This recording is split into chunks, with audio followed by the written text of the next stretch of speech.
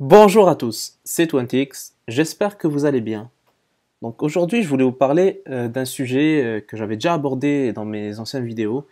Euh, J'avais un peu abordé l'histoire de la manipulation dans le prix du Bitcoin, dans le marché des crypto-monnaies et en général. Et je vous avais laissé avec cette figure, avec l'introduction des futures au niveau du Bitcoin par le groupe CME le 17 décembre. Et depuis ce jour-là, on n'a jamais connu un prix plus élevé pour Bitcoin. C'était vraiment le prix le plus élevé qu'on a connu, à 20 000 dollars.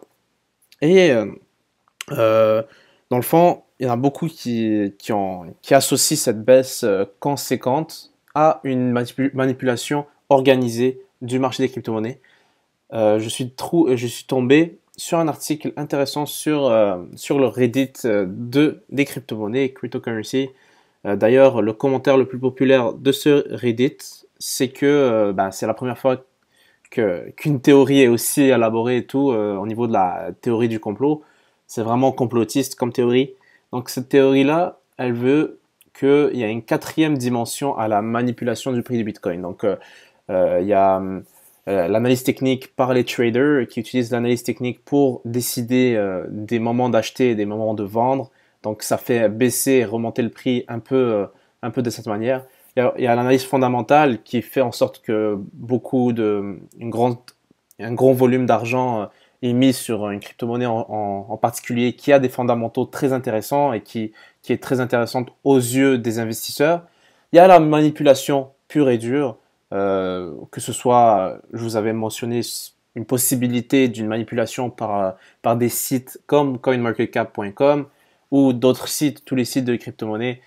Il y a aussi une quatrième dimension. Selon cet auteur, Super Crypto, il a fait cet article-là le 1er février 2018. J'en avais jamais entendu parler, mais c'est vraiment ressorti ces derniers jours. Regardez, la preuve, la dernière fois que je l'ai lu, avant-hier, je crois, il était à 18 000 et aujourd'hui il a 32 000 applaudissements sur Medium et ça c'est exceptionnel.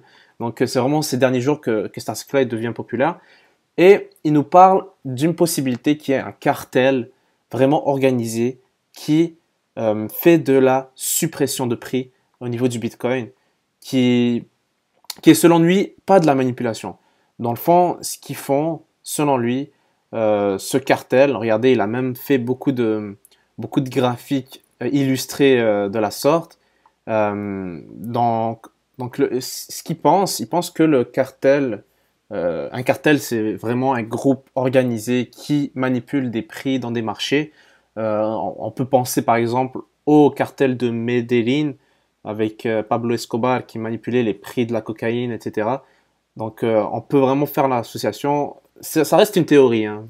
Personnellement, je trouve ça assez fou, mais lorsqu'on regarde toutes les argumentations qu'il donne dans cet article, je vais vous le mettre dans la description, on peut dire que c'est pas si faux que ça. Parce que regardez, je ne sais pas si vous avez remarqué, si vous me suivez sur Twitter, Mr20x, vous avez pu voir que j'ai parlé de cet aspect, par exemple le 7 mars, lorsqu'on a eu toutes les mauvaises nouvelles entrecalées de quelques heures, le hack de Binance, j'ai même fait une vidéo là-dessus, euh, le crackdown du Bitcoin, etc. Donc les mauvaises nouvelles qui arrivent en même temps, la même journée, les mêmes heures parfois, hein, les mêmes moments. Et ça, c'est vraiment très louche parce qu'il y a des journées où on n'a aucune nouvelle, on a vraiment rien qui se passe. Et il y a des journées où tout arrive en même temps. Et ça, on se dit, ça peut être vraiment une manipulation au niveau de l'information qui circule pour vraiment amener le prix à la baisse, forcer le prix à baisser fortement. Et, euh, et dans le fond, il apporte même des théories comme quoi, cette image-là, je l'avais vue sur Zero Edge. En fait, cet article-là utilise beaucoup d'articles pour argumenter sur le fait qu'il y a vraiment une manipulation organisée. Regardez, à chaque jour, à la même heure, regardez à 8 heures du matin, il y a un dump, il y a vraiment une baisse considérable dans le prix de plusieurs pourcentages. Regardez, environ 10% d'un coup, en l'espace de 15 minutes, même pas.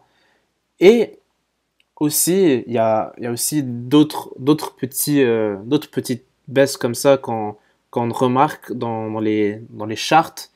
Regardez, En l'espace de 15 minutes, il y a une baisse de 1000 dollars quasiment. Donc, c'est ce genre d'argumentation qu'il utilise.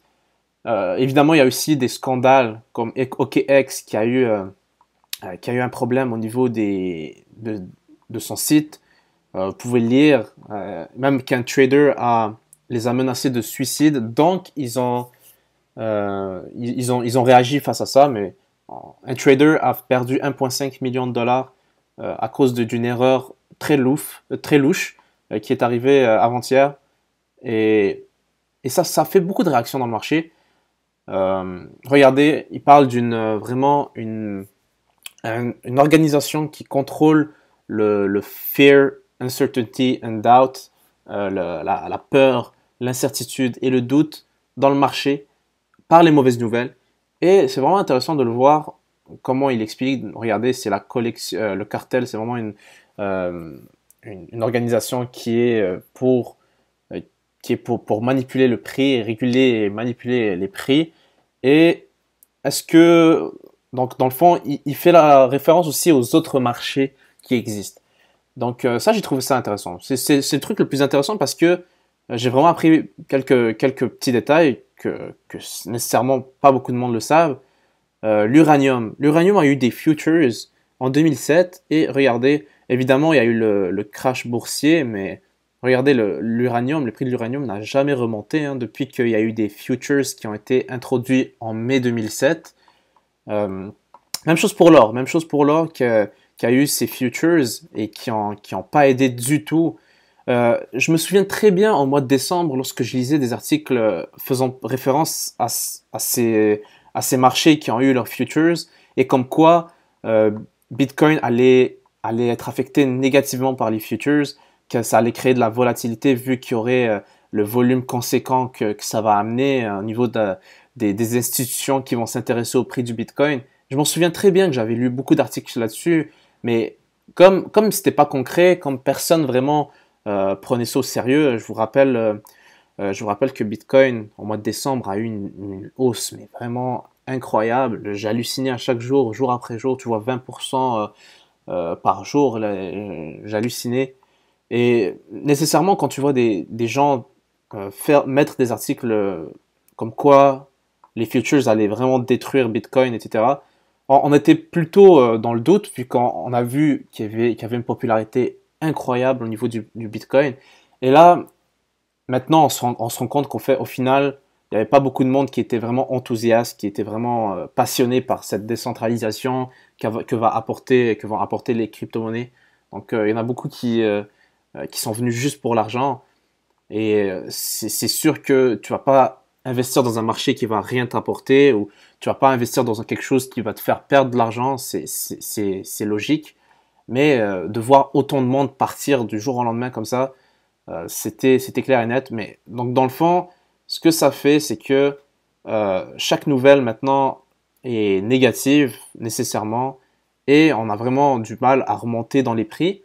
Mais cet article-là, ce qui nous fait, qui ressort, ce qui ressort le plus, c'est vraiment la manipulation à travers les futures.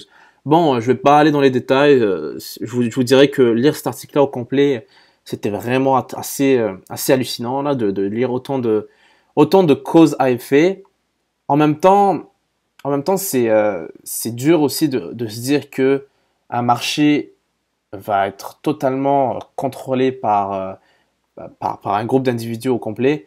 D'ailleurs, regardez, le, le président du groupe CME a clairement dit en décembre, je me souviens très bien de cette phrase, ça a passé quand même inaperçu parce que les gens, ils se disaient, mais il est fou, Bitcoin ne sera jamais manipulable comme vous le dites, parce que Bitcoin, évidemment, ça appartient à personne, etc.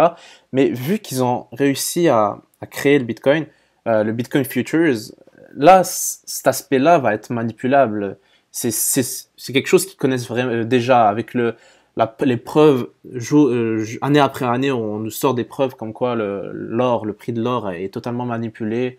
Il y a des organisations qui s'occupent de ces trucs-là, l'uranium, etc.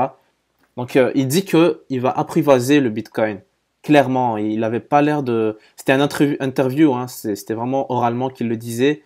Et il a vraiment dit ça, donc c'était assez bizarre. J'ai vu quelques YouTubers en parler en décembre, mais évidemment, c'était pas quelque chose qu'on aurait pensé aussi à cette ampleur-là, à cette ampleur-là. Évidemment, il y a un commentaire sur Reddit que j'avais bien aimé par rapport à cet article-là sur Medium, que vous allez sûrement lire un jour.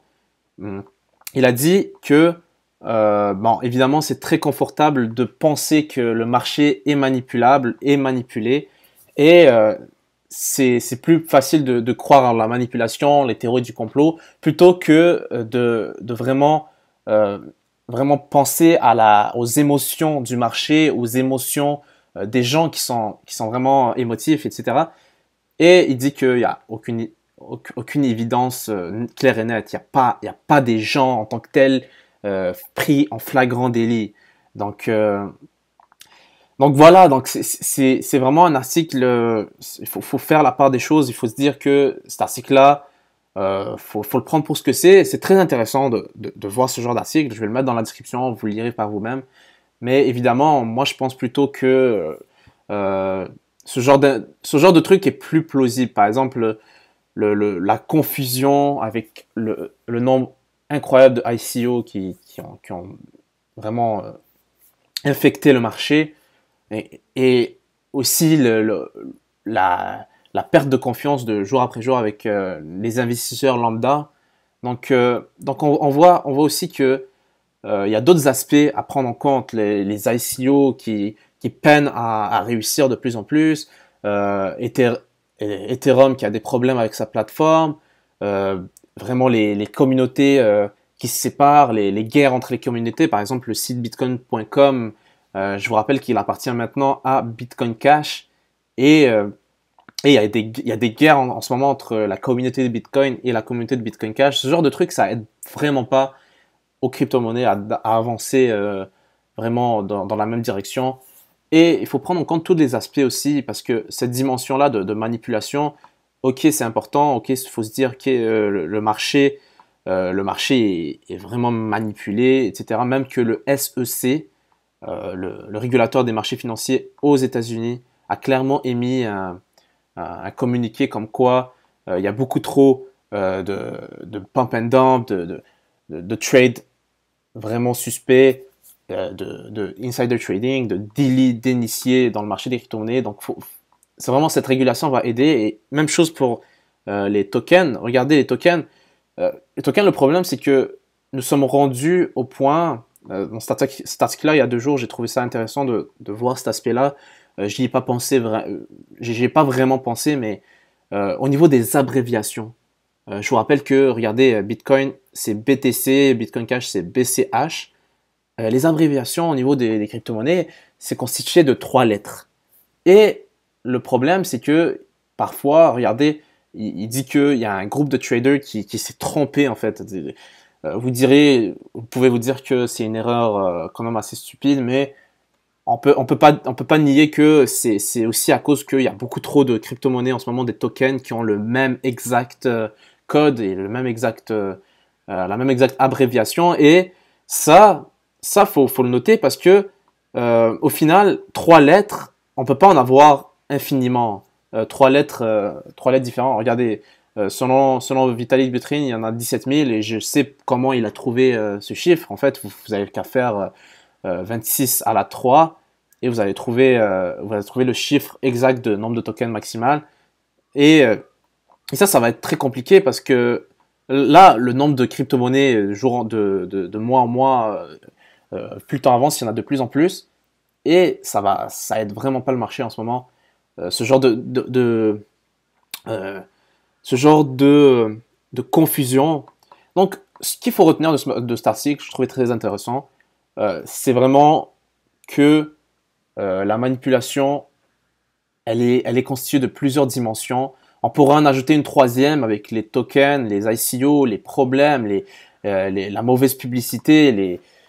Donc, il y a beaucoup trop d'aspects qui rentrent en compte pour que je me dise que ce soit juste ça. Mais c'est possible. faudra rester au courant de ce qui se passe. Donc, je vous inviterai à laisser un j'aime sur ma vidéo, ça m'aide vraiment beaucoup. C'est vraiment quelque chose qui booste les vidéos et les chaînes YouTube, les j'aime sur les vidéos. Et venez vous abonner à ma chaîne, mettez la petite cloche pour ne pas rater mes prochaines vidéos. Venez aussi vous abonner à mon Twitter, je l'ai mis dans ma description, Mr20x. Et sinon, merci d'avoir regardé ma vidéo. Je vous souhaite une excellente journée.